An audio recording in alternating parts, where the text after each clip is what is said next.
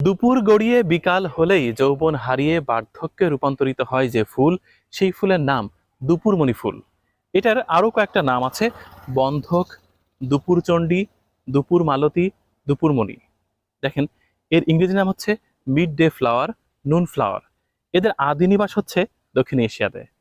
এই ফুলটা এতটাই সহজ সরল যে জগতের সবচেয়ে নিশ্চুপ ফুল বলা হয় দুপুরমণি ফুলকে। 5টি পাপড়ি আর 4টি পুংকেশর।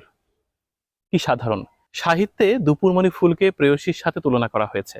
বলা হয়েছে, তুমি খুবই সহজ সরল সাধারণ, 5টি সাদা রঙের পাপড়ি, কয়েকটি কেশর, আর অল্প সময়ের জন্য ভালোবাসা ছড়িয়ে দাও পৃথিবীতে। এইটার প্রায় 4টি রং আছে: সিঁদুর রঙা লাল, আর এটা হচ্ছে সাদা। মানুষের যৌবনটা হচ্ছে দুপুরমণি ফুলের মতো, খুব অল্প সময়ের জন্য থাকে। তাই বলা হয় যৌবন যেন জোয়ারের মতো।